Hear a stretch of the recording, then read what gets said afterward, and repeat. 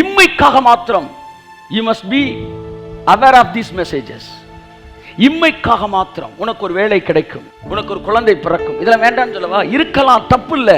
ஆனா இம்மைக்காக மாத்திரம் நாம் கிறிஸ்துவின் மேல் நம்பிக்கை உள்ளவர்களாய் இருந்தால், சிலருடைய செய்திகள் எல்லாம், முக்கியமான வார்த்தை, சிலருடைய செய்திகள் எல்லாம் இம்மைக்காக மாத்திரமே இருக்கிறது, இம்மையோடு கனெக்ட் பண்ணப்பட்டதாகவே இருக்கிறது. ஆனால் இம்மைக்காக மாத்திரம் வேதம் நமக்கு பிரசங்கிக்கவில்லை.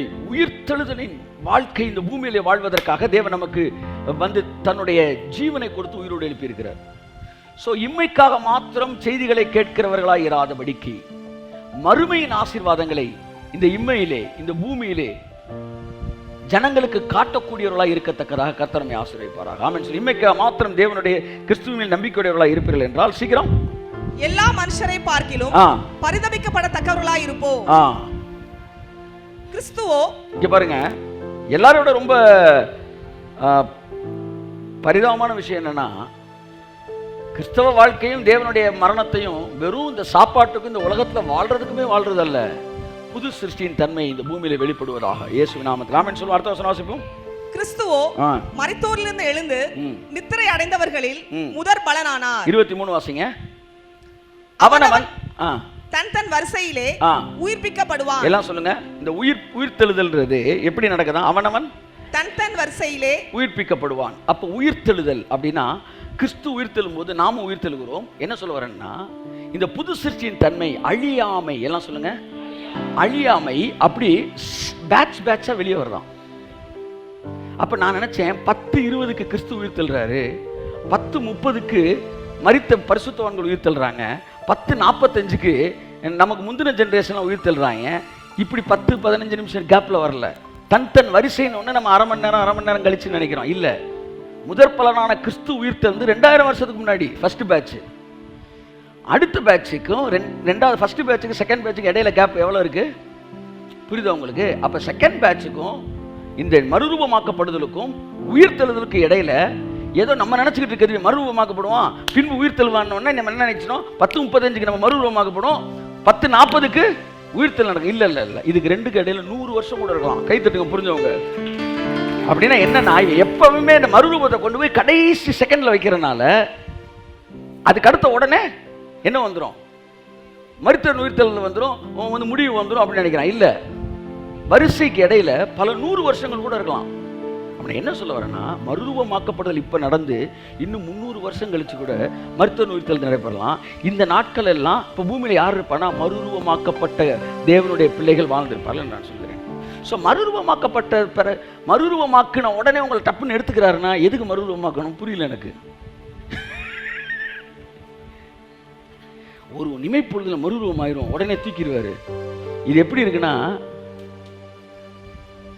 ஐஸ்கிரீம் நாக்கில் கடைக்கு கூட்டிட்டு போய் டக்கு நாக்கில் லைட்டா தடவி காமிச்சு அப்படின்றக்குள்ள கடையை விட்டு கூட்டிட்டு வந்துடுது. அப்ப என் சரீரம் மறுரூபமாக்கப்படுவதற்கு உடனே நான் போவதற்காக அல்ல, இந்த பூமியிலே மறுரூபமாக்கப்பட்டவனாய் இந்த பூமியை நான் ஆளுகை செய்வதை தேவன் பார்ப்பதற்கு விரும்புகிறார். கரங்களை தட்டி கர்த்தர் கண்டி சொல்லுவோம். இந்த பூமியிலே மறுரூபமாக்கப்பட்ட மனிதனாக நான் இந்த தேசத்தை ஆளுகை செய்வதை தேவன் பார்க்க விரும்புகிறார். இந்த பின்பு முடிவு உண்டாகுன்ற இடையில ஏகப்பட்ட வருஷங்கள் இருக்கிறது. ஏதோ ஒரு சீன் உங்க கண்ணில் படத்தை காட்டிட்டு வந்துருப்பா என்பது அல்ல. என் அன்புக்குரியவர்களே, கிறிஸ்து சிலுவை மரணத்திற்கு முன்பாக அநேகரை உயிரோடு எழுப்பினார். அதற்கும் கிறிஸ்து உயிரோடு எழுந்ததுக்கு பிறகு கல்லறை திறந்தது. ஃபர்ஸ்ட் பேட்ச் சொல்றேன். பரிசுத்தவான்கள் உயிரோடு கூட எழுந்தார்கள். அதுக்கு முன்னாடி உயிரோடு கூட எழுந்ததுக்கும் அதுக்கு பின்னாடி உயிரோடு எழுந்ததுக்கும் மிகப்பெரிய வித்தியாசம் இருக்கிறது. கிமுவில் உயிரோடு எழுந்தவர்கள் அதே சரீரத்தோடு உயிரோடு எழுந்தார்கள். கிபியில் உயிரோடு கூட எழுந்தவர்கள் உயிர்த்தெழுந்த சரீரத்தோடு, அதாவது அழியாமையை தரித்தவர்களாக எழுந்தார்கள். பரிசுத்தவான்கள் உயிரோடு கூட எழுப்பப்பட்ட போது முதலாவது நடந்தது உயிரோடு எழுப்பப்படுதல், இரண்டாவது நடந்தது உயிர்த்தெழுதல். உயிர்த்தெழுதல் வந்து அழியாமை தரித்தவர்களாக எழும்பினார்கள். இப்போ உங்களுக்கு எனக்கும் பேசுவது உயிரோடு எழுப்பப்படுவதல்ல, உயிர்த்தெழுதல். அதாவது அழிவுள்ளதாகிய இது, எல்லாம் சொல்லுங்க, அழிவுள்ளதாகிய அது நம்ம சொல்லல. அப்படின்னா செத்து போன பாடி அவன் சொல்லல. அழிவுள்ளதாகிய இது அப்படின்னா அவன் உயிரோடு இருந்துகிட்டே இருக்கிற தான் சரீரத்தை பேசுறான். அழிவுள்ளதாகிய இது அழியாமையை தரித்து கொள்ளும்னா, அப்ப செத்த பாடியை பேசுறானா, உயிரோடு இருக்கும் போதே அழியாமையை தரிச்சுக்குன்னு பேசுறானா? அழிவுள்ளதாகிய இது எல்லாம் சொல்லுங்க, அழியாமையும் செத்த இது இல்லை அப்படின்னா பாடி, சாவுக்கு ஏதுவான இது சாகாமையும் தரித்து கொள்ளும். ஆமென். சோ இந்த அழியாமையை ஒருத்தன் கிறிஸ்துவுக்குள்ள மரிச்ச பிறகும் பெற்றுக்கொள்ளலாம், கிறிஸ்து உயிரோட எழுந்து பெற்றுக்கொள்ளலாம், அல்லது உயிரோட இருக்கும் போதும் அந்த அழியாமையை நீங்க என்ன செய்யலாம், பெற்றுக்கொள்ளலாம். போன வாரம் ஏற்கனவே சொன்னேன், செத்து நீங்கள் பெற்றுக்கொள்தால் உயிர்த்தெழுதல், உயிரோடு இருக்கும்போது பெற்றுக்கொண்டால் மறுரூபம். தேவன் நம்ம உயிர்த்தெழுதல் அழைக்கப்படவில்லை, மறுரூபமாக்கப்படுவதற்கு அழைத்திருக்கிறார். ஆகையால் தான் பவுல் சொல்கிறார், எல்லோரும் ஒரு இமைப்பொழுதிலே, அது என்ன சொல்றாரு வந்து, பவுல் சொல்றாரு வந்து, மரித்தல் உயிரோடு எழுதியிருப்பார், ஒரு ரகசியத்தை உங்களுக்கு சொல்லுகிறேன், நாம் எல்லோரும் நித்திரை அடைவதில்லை, நாம் எல்லோரும் ஒரு இமைப்பொழுதிலே மறுரூபமாக்கப்படுவோம். அப்ப பவுல் மறுரூபமாக்கப்படுகிற ஒரு அனுபவத்தை தான் உயிரோடு இருக்கிறவர்களுக்கு என்ன செய்தார், கொடுத்தார். நான் சொல்ற புரியுதா உங்களுக்கு? சோ பவுல் வந்து மறுரூபமாக்கப்படுவதைத்தான் என்ன செய்தார், நமக்கு பேசினார். சோ மறுரூபமாக்கப்பட்ட டென்சிட்டியும் உயிர்த்தெழுந்த டென்சிட்டியும் ஒரே மாதிரி தான், அதுல எந்த மாற்றமே கிடையாது. அப்ப உயிர்த்தெழுந்த சரீரத்தில் எதெல்லாம் நடக்குமோ அதெல்லாம் மறுரூபமாக்கப்பட்ட சரீரத்தில் நடக்கும். ஆமென். இந்த வசனத்தை நீங்க இப்ப கேட்டு இப்பவே விசுவாசிச்சா இப்பவே செயல்பட ஆரம்பிக்குது. இல்ல இப்ப கேட்டு ஒரு 20 வருஷம் கழிச்சு நீங்க விசுவாசித்தீங்கன்னா 20 வருஷம் கழிச்சு செயல்பட ஆரம்பிக்குது. பட் சத்தியம் அதான். அப்ப உயிர்த்தெழுந்த சரீரத்தில் எதெல்லாம் நடக்குமோ அதெல்லாம் மறுரூபமாக்கப்பட்ட சரீரத்தில் நடக்கிறது. ஸோ பரலோகம் நீங்கள் வந்து உள்ளே என்ட்ராகும்போது உயிர்த்தெழுதல் சரீரம் தான் தேவை. ஏன்னா அழிவுள்ளதாக இது அழியாமையை சுதந்திரிக்க முடியாது, ஆகவே அழியாமை வேணும்னு சொல்லி அழிவில்லாத ஒரு உடலோடு தான் நீங்கள் பரலோகத்துக்கு வரணும் தேவன் விரும்பினார்னா, மறுரூபமாக்கப்பட்டோன்னா அந்த அழியாமைக்கான ஈக்குவல் ஒரு ஒரு ஒரு மேக்காக தான் அவன் என்ன செய்கிறான், இருக்கிறான் என்ற அர்த்தம். 15-17 வாசிப்போம். கிறிஸ்து எழுந்திராவிட்டால் உங்கள் விசுவாசம் வீணா இருக்கும். இந்த விசுவாசம்ன்றதுக்கு அர்த்தம் என்னன்னா அழியாமை, சாவாமை. அந்த காலத்துல அழியாமை விசுவாசித்தார்கள், சாகாமை விசுவாசித்தார்கள். ஏன்னா இயேசு உயிரோடு எழுந்திருக்கிறார், அதனால எங்களுக்கும் அந்த அழியாமை கொடுக்கப்பட்டு இருக்கிறது என்பதை மிக ஆழமாக விசுவாசித்தார்கள். அதனால தான் அவர்கள் இம்மைக்காக மாத்திரம் தேவனை வந்து விசுவாசிக்காமல் அழியாமையும் சாகாமையும் தங்கள் வாழ்க்கையிலே அனுபவிக்கும்படி அவர் விசுவாசித்தார்கள். 1 கொரிந்தியர் 15:24 வாசிப்போம். 15:24. அதன் பின்பு முடிவு உண்டாகும், அப்பொழுது அவர் சகல துரைத்தனத்தையும். இங்க பாருங்க, முடிவு உண்டாகும். எல்லாம் சொல்லுங்க, அதன் பின்பு முடிவு உண்டாகும். எல்லாம் சொல்லுங்க, எதன் பின்பு முடிவு உண்டாகும். உலகம் முடிய போதுன்ற பிரசங்க எத்தனை பேர் கேட்டிருக்கீங்க? கை தூக்குங்க. ஆமா, கேட்கலன்னா ஏஞ்சல் டிவி ஓபன் பண்ணிக்கங்க. உலக முடிவை பத்தி அவங்க பேசுவாங்க. இல்லாட்டி வந்து வேற சில டிவிகள் இருக்கு உலக முடிவை பத்தி இருக்கு. நான் ஒன்றும் தப்பா சொல்லல, உலக முடிவை நீங்க பார்க்கணும் அங்க போங்க. ஆனா உலக முடிவுக்கு முன்னாடி ஏதாச்சும் கத்துக்கணும்னா நீங்க வாங்க. அப்ப அதன் பின்பு முடிவு உண்டாகும். எதன் பின்பு? அந்த வசனத்தை வாசி, முந்தின வசனம். அவன் தன் வரிசையிலே உயிர்ப்பிக்கப்படுவான். முதற் பலனானவர் கிறிஸ்து. பின்பு அவர் வருகையில் அவருடையவர்கள் உயிர்ப்பிக்கப்படுவார்கள். அதன் பின்பு முடிவு உண்டாகும். இங்க பாருங்க, அவருடையவர்கள் உயிர்ப்பிக்கப்படுவார்கள். அடுத்து அதன் பின்பு முடிவு உண்டாகும், அப்பொழுது அவர். இந்த அதன் பின்புன்றது எதை தெரியுமா சொல்றாரு? 25 வாசிங்க. எல்லா சத்துருக்களையும் தமது பாதத்திற்கு கீழாக்கி போடும் வரைக்கும் அவர் ஆளுகை செய்யணும்.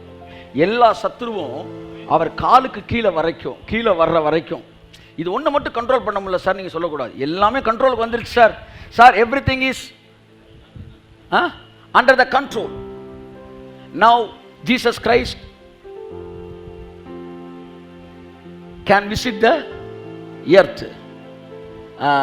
அவருடைய 2ஆம் வருகைக்கு எல்லாம் ஆயத்தமாக்கப்பட்டிருக்கிறது, எல்லாம் கண்ட்ரோலுக்கு வந்துருச்சு. நீங்க you are welcome to earth அப்படின்னு சொன்ன உடனே தான் இயேசு வருவார். அப்ப டிராபிக் போலீஸ் எல்லாமே எல்லாத்தையும் கண்ட்ரோலுக்குள்ள கொண்ட பிறகுதான் சிஎம் வருவார். கைத்தட்டு. ஆமென். நீ என்ன நினைச்சிட்டு இருக்க? சிஎம் வருவாரு, காரை திறந்துட்டு உள்ள ஒரு சிலம்பு எடுத்து அதாண்டா இதாண்டான்னு எடுத்து அம்பிட்டு பேர் அடிப்பாரு. இதுக்காக நான் சிலுவைக்கு வந்தேன், எம்பது தடவை சண்டை போடுறது, அதான் ஒரு தடவை சண்டை போட்டேன்ல, இப்போ நான் திரும்ப வரப்போகிறேன். வர்றதுக்கு முன்னாடி கடைசி சத்துரு வரைக்கும் நீ ஆளுகை செஞ்சு கண்ட்ரோலுக்குள்ள கொண்டு வரணும். கையை தட்டு. நீ எல்லாத்தையும் சரி பண்ணுவேன், நான் வரலான்னு அவர் இருந்துகிட்டு இருக்காரு. நீ என்ன சொல்ற? அவர் வருவாரு, எல்லாம் சரியாயிரும் அப்படின்னு டிராபிக் போலீஸ்ல அங்கங்க உட்காந்து புளியோதரை பொட்டனை தவிர்த்து தின்னுகிட்டு இருக்கிறாங்க. ஆனா பரலோகம் என்ன செஞ்சுக்கிட்டீங்க? என்னைக்கிடா சரி பண்ணுவாங்க? ஏன்னா அவர் வந்து வரும் வரைக்கும் சகலமும், அந்த வசனவாசியா எல்லா சத்துருக்களையும் தமது பாதத்திற்கு கீழாக்கி போடும் வரைக்கும் அவர் ஆளுகை செய்ய வேண்டியது. அது வரைக்கும் அவர் உன்னதத்திலே அவரோடு கூட உட்கார்ந்து ஆளுகை செய்யணும். இங்க ஆளுகை என்ற வார்த்தை என்ன? உங்களுக்குள்ளிருந்து அவர் இந்த பூமியில் ஆளுகை செய்யணும். சகலமும் கீழாக்கிப்பட போடும் வரைக்கும் அவர் ஆளுகை செய்யணும். அவர் வரமாட்டார். அதன் பின்பு தான் முந்தின வசனம் சொல்லுது முடிவு உண்டாகும். அப்ப எல்லாத்தையுமே கண்ட்ரோல் கொண்டு வரணுமா? வியாதி கண்ட்ரோலுக்குள்ள வந்துருச்சு. பல வருஷங்களுக்கு முன்பாக வறுமையும் தரித்திரமும் கிறிஸ்தவத்துக்குள்ள இருந்துச்சு. இன்னைக்கு பார்த்தா சர்ச்சுக்கு முன்னாடி வெறும் கார் தான் நிக்குது. வறுமையும் தரித்திரம் அழிக்கப்பட்டுருச்சு. பரிகரிக்கப்படுகிற சத்துருவாகிய வறுமை அழிக்கப்பட்டது, தரித்திரம் அழிக்கப்படுகிறது. இந்த உலகத்துக்குள்ள இருக்க தரித்திரம் அழிக்கப்பட்டு கொண்டிருக்கிறது. அடுத்து வியாதி அழிக்கப்படுகிறது. இன்னும் ஒரே ஒரு சத்துரு பரிகரிக்கப்படும். வசனங்க, கடைசி சத்துரு மரணம். சத்தமா வாசிமா. பரிகரிக்கப்படும் கடைசி சத்துரு மரணம். கரங்களை தட்டி. அப்ப இயேசு எப்ப வருவாரு? அதன் பின்பு. அப்படின்னா எப்ப? மரணம் ஜெயமாக விழுங்கப்பட்ட பின்பு இயேசு வருவார்.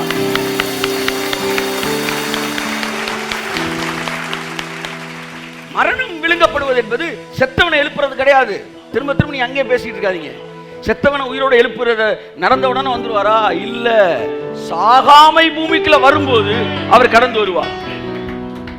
பரிகரிக்கப்படும் கடைசி சத்துரு மரணம். வாசிங்க.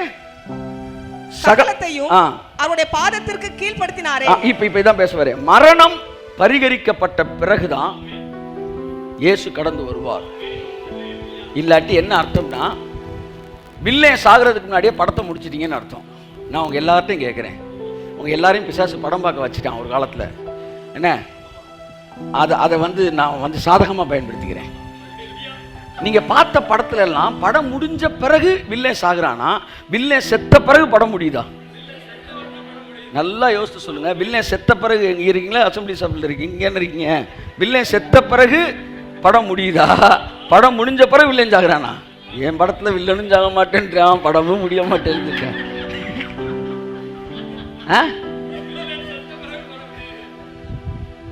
இன்னைக்கு காலையில் ஒரு ஜோக் அனுப்பிச்சிருந்தாங்க. ஒரு வெள்ளைக்காரனை பார்த்து கேட்குறாங்க, there are two options in front of you. A, அதாவது you have to live your rest of your life with your wife. Option B என்னன்னா B B B B B B ன்றான். of course B. இந்த B சொல்லவே இல்லையா? A, உன் வாழ்க்கை ஃபுல்லாக நீ மனைவியோட வாழணும். Option A. அப்படின்னு இந்த ரெண்டு ஆப்ஷனில் ஏதாச்சும் ஒரு ஆப்ஷன் எடுப்பான்னு சொல்லிட்டு அந்த வயசானவர்கிட்ட சொல்கிறான். ஆப்ஷன் ஏ, நீ சாகிற வரைக்கும் ஒய்ஃபோடு இருக்கணும். ஆப்ஷன் பி என்னன்னா பி பி பி பின்றான்.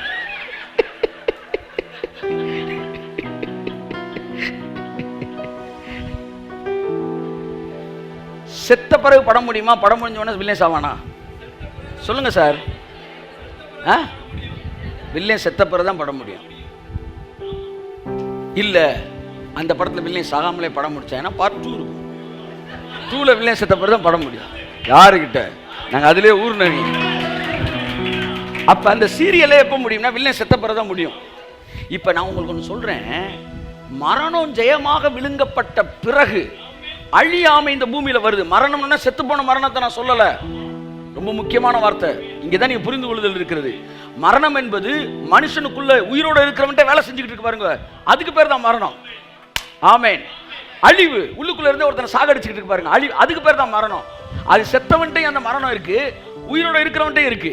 இப்ப இந்த மரணத்தை ஜெயமா விழுங்கப்பட்டு அழியாமை உனக்குள்ள வெளியே வந்துச்சுன்னா, அந்த அழியாமை வெளிப்படும் போது மரணம் ஜெயமாக விழுங்கப்பட்டு, வாங்க சார், அவர் ஒரு 400 320 வருஷமா வாழ்ந்துகிட்டு இருக்காரு, அந்த இவர் வந்து 230 வருஷமா இவங்க 2 பேரும் ஒரே ஊழியம் பண்ணிட்டு இருக்கிறாங்க அப்படின்னு சொல்ற இடத்துக்கு உலகம் வரும்போது அப்பொழுது முடிவு உண்டாகும்.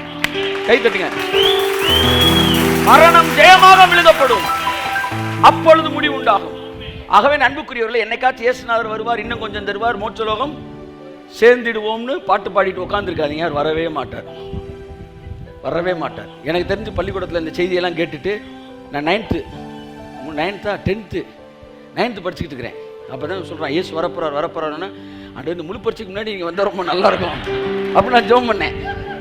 அப்புறமேட்டு தான் தெரிஞ்சு என்ன மாதிரி லட்சக்கணக்கான இளைஞர்கள் ஜெபம் பண்ணி இருந்திருக்காங்க. ஆனால் முழு பரீட்சையும் முடிஞ்சிச்சு, பேப்பரை கொடுத்து அடியும் கொடுத்துட்டாங்க, அவர் வரல. நான் பரவாயில்ல ஜெபம் பண்ணேன். எனக்கு தெரிஞ்ச ஒருத்தர் 83 வயசு எங்களுக்கு எடுத்தார், வந்து செகண்ட் கேம் பற்றி எடுப்பார் பைபிள் காலேஜில். அந்த ஆள் வரமாட்டார் அப்படின்ட்டார். வயசானவர், அவர் விருந்தம் பேசுவாப்பில் ரொம்ப உரிமையாக. ஏன்னா நான் 8 வயசு 10 வயசு 12 வயசு இருக்கும்போது இந்த செய்தியை கேட்டு பைக்கட்டெல்லாம் தூக்கி என்ன செஞ்சுட்டாரான், சாக்கடையில் எரிஞ்சிட்டாரான். இயேசு வருவார், இன்னும் கொஞ்சம் காலம்தான், மோட்சம் போயிடுவோன்னு சொல்லிட்டு சொல்கிறார். எனக்கு 82 வயசாகி போச்சு, அவர் வரவே இல்லை. நீ இன்னும் டிவியில் இருக்கிற எல்லாத்தையும் போட்டு அவர் வரமாட்டார். எப்போ தெரியுமா வருவார்? மரணம், அழிவு ஜெயமாக விழுங்கும். கையை தட்டு, எழுந்து சுதந்திரி.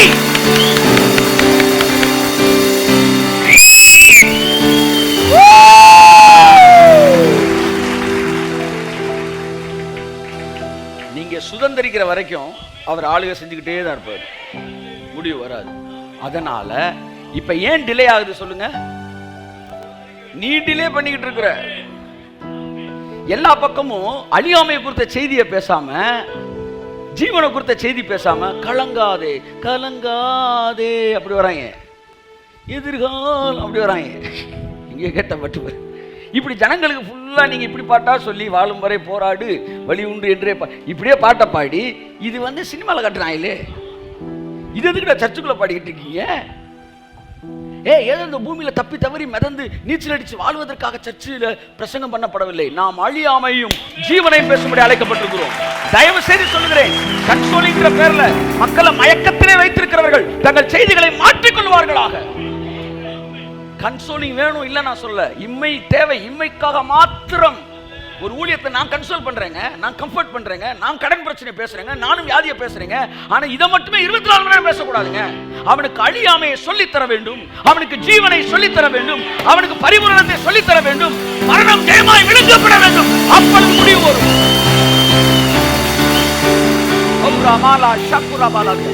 எப்ப பார்த்தாலும் மாசம் ஒரு வீடியோ வெளியிடுறது, மாசம் வாரத்துக்கு ஒரு வீடியோ வெளியிடுறது, வெளியிடுற வீடியோவெல்லாம் கலங்காதே திகையாதே எதிர்காலம் கையிலே.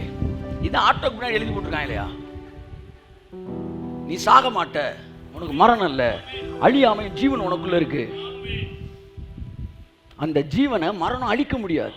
இந்த மண்ணுக்குள்ள நீங்க தகரத்தை போட்டா துருப்பிடிச்சிரும், மனுஷனை புதைச்சா அழிச்சிரும், எதை போட்டாலும் அழிச்சிரும். ஆனா ஒரு விதையை போட்டீங்கன்னா அது அழிக்க முடியாது, அது மரமா எந்திரிச்சு வந்து நிற்கும். ஏன்னா இதுக்குள்ள ஜீவன் இருக்கு. இது என்ன தெரியுது? எல்லாத்தையும் அழிக்கக்கூடிய சக்தியுடைய மண்ணு இந்த ஜீவனை மட்டும் அழிக்க முடியல. அப்படியே அந்த உலகத்துல எவ்வளவு அழிவு சக்தி இருந்தாலும் எனக்குள்ள இருக்கிற ஜீவனை அது அழிக்க முடியாது, அது அழிக்க முடியாது. இந்த ஜீவன் இந்த அழிவை கடந்து வேறொன்று வெளியே வந்து உலகத்தின் வியாதி உன்னை தாக்க முடியாது மகளே. ஏனென்றால் உனக்குள்ள ஒரு விதைக்குள்ள ஜீவன் இருப்பது போல உனக்குள்ளே ஒரு ஜீவன் இருக்கிறது. அந்த ஜீவன் அப்படியே வளருது. அந்த ஜீவனுக்கு அந்த ஜீவன் உயிர் கொடுத்து விருட்சமாய் வேரூன்றி நிற்கிறது. அப்படித்தான் இந்த பூமியில நீங்கள் நான் நடக்க போகிறோம். கரங்களை கட்டி கர்த்தருக்கு நன்றி சொல்லுவோம். 53ஆம் வசனத்தை வாசிப்போம். 15:53. அழிவுள்ளதாகிய இது அழியாமையும், அழிவுள்ளதாகிய இது அழியாமையும், சாவுக்கு ஏதுவாகிய இது சாவாமையையும். இங்க பாருங்க, ஒண்ணு புரிஞ்சுக்காங்க தயவு செய்து எல்லாரும் பாருங்க. இந்த உலகத்துல ஒருத்தர் இருக்காரு, அவரை கூப்பிடுங்க. அவருக்குள்ள என்ன இருக்கு? அழிவு இருக்கு. அவருக்கு 30 வயசு தான். அவர் நாளைக்கு சாக மாட்டாரு, ஆனா என்னைக்குனாலும் அவர் சாவார்.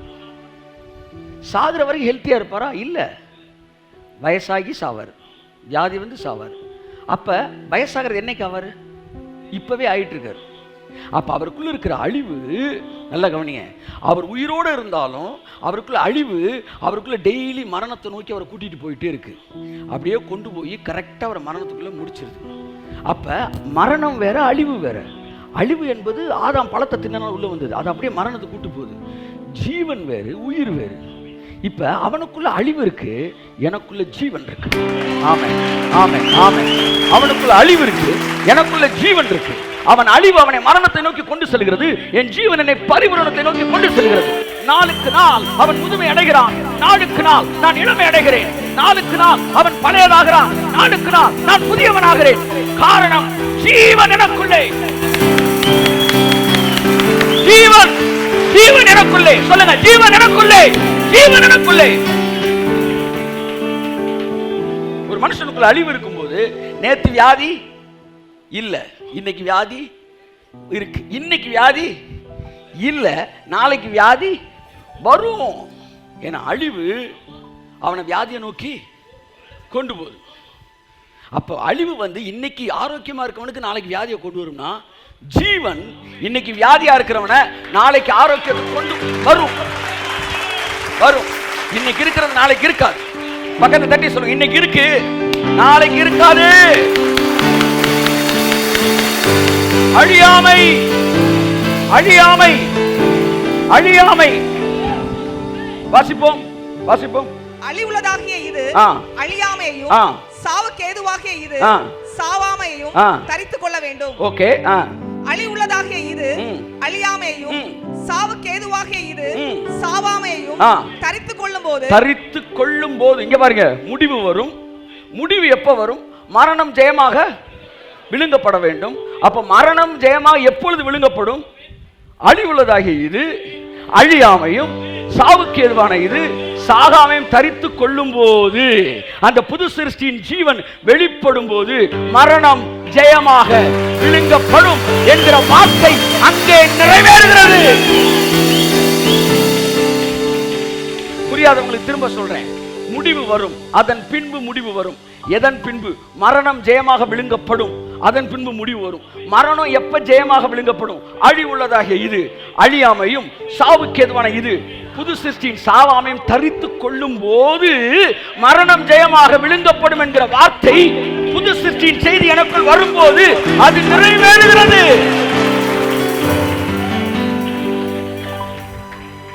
அசெண்டிங் ஆர்டர்ல சொல்றேன்.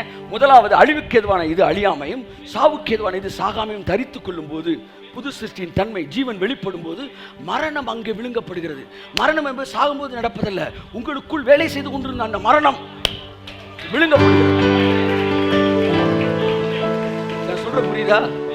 நான் சொல்றது புரியுதா உங்களுக்கு? இந்த மரணம் கொடுக்கிறது தான் பேரு டெத்து. அந்த மரணத்தை ஜெயமா விழுங்கப்பட்டு சொல்லல. இந்த மரணம் வியாதி எல்லாத்தையும் கொடுக்கறதுக்கு பேர் ஒரு மரணம். இந்த மரணம் ஆதாம்கிட்ட சொன்னார்ல, நீ மரிப்பாயின்னு. மரிப்பாயின்னு அன்னைக்கு சாகல. அந்த மரணம் வந்து எல்லாத்தையும் கொடுக்கக்கூடிய ப்ரொடியூசர்.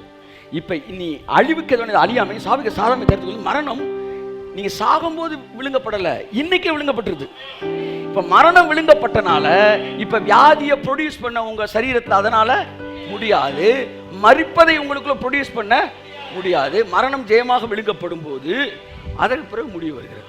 சரி, இப்ப என் கேள்வி, எப்ப இந்த அழிவுக்கு ஏதுவான இது அழியாமையும், சாவுக்கு ஏதுவான இது சாகாமையும் தரித்து கொள்ளும்? எப்போ உங்க சரீரத்தில் இந்த அந்த அழியாமை வந்து வெளிப்பட ஆரம்பிக்கும்? சரியான வார்த்தை. நான் திரும்ப முதல்ல வரேன். முடிவு உண்டாகும். எப்போ முடிவு உண்டாகும்? மரணம் ஜெயமாக விழுங்கப்பட்ட பிறகுதான் முடிவு வரும். அது வரைக்கும் அவர் ஆளுகை செஞ்சுக்கிட்டு தான் இருப்பாராம். முடிவு உண்டாகும். அப்போ முடிவு எப்போ உண்டாகும்? மரணம் ஜெயமாய். மரணம் எப்போ ஜெயமாக விழுங்கப்படும்? அழியாமை நாம் தரித்து கொள்ளும் போது மரணம் ஜெயமாய் விழுங்கப்படும். அழியாமை எப்போ தரிச்சுக்குவோமா? அடுத்த வசனம் வாசிங்க. அந்த மரணம் எப்போ வந்து விழுங்கப்படுகிறது? வாசிங்க. மரணமே உன் கூர் எங்கே? பாதாளமே உன் ஜெயம் எங்கே? அப்படின்னு ஒரு பெரிய ஒரு சேலஞ்ச் பண்றாரு பவுல். அப்ப இந்த மரணத்தோட கூறு என்ன அப்படின்னு பார்த்துட்டீங்கன்னா, அதை உடைச்சிட்டீங்கன்னா அதுக்கப்புறம் மரணம் நம்மள்ட்ட வேலை செய்யவே முடியாது. இது அழியாமையை தரிச்சுக்கிறோம். இப்போ உங்களுக்குள் அழியாமையை தரிப்பிக்கக்கூடிய செய்தி எது? உங்களுக்குள்ளே மரணத்தை விழுங்கக்கூடிய செய்தி எது? அடுத்த வசனத்துல தெளிவா இருக்கு. வாசிங்க. மரணத்தின் கூர், மரணத்தின் கூர் பாவம். பாவம். அண்டர்லைன் தி வேர்ட் பாவம். அப்ப மரணத்தோட பவர் எங்க இருக்கு? பாவத்தில் இருக்கு. இப்ப சபை மரணத்தை ஜெயிக்கணும்னா ஒரு மேட்டரை மட்டும் அடிக்கடி பயன்படுத்தி ஜனங்கள்கிட்ட பேச பேச மரணம் இருந்துகிட்டே இருக்கும். ஆனா இந்த மேட்டரை நீ காலி பண்ணிட்டீன்னா மரணம்னு ஒன்னே சபைக்கு வராது. அப்ப மரணத்தின் கூர் என்னது? பாவம். அப்ப எதை காலி பண்ணா மரணம் காலியாகும் சொல்லுங்க? பாவத்தை பேசிக்கிட்டே இருந்தா மரணம் காலியாகுமா, அல்லது பாவத்தை பேசாம ஜீவனை பாவம் அழிக்கப்பட்டதை பேசும்போது மரணம் காலியாகுமா? சரி, இதை மட்டும் பேசுறேன். மரணத்தின் கூர் பாவம், அடுத்து பாவத்தின் பலன். பாவத்தை விட்டுருக்க, பாவம் என்னன்னு குழப்பம். பாவத்தின் பலன் நியாயப்பிரமாணம். நியாயப்பிரமாணம். அப்ப நியாயப்பிரமாணம், பாவம், மரணம். இப்ப மரணத்தை காலி பண்ணணும்னா எதை காலி பண்ணணும்? நியாயப்பிரமாணத்தை காலி பண்ணணும். கை தட்டுங்க.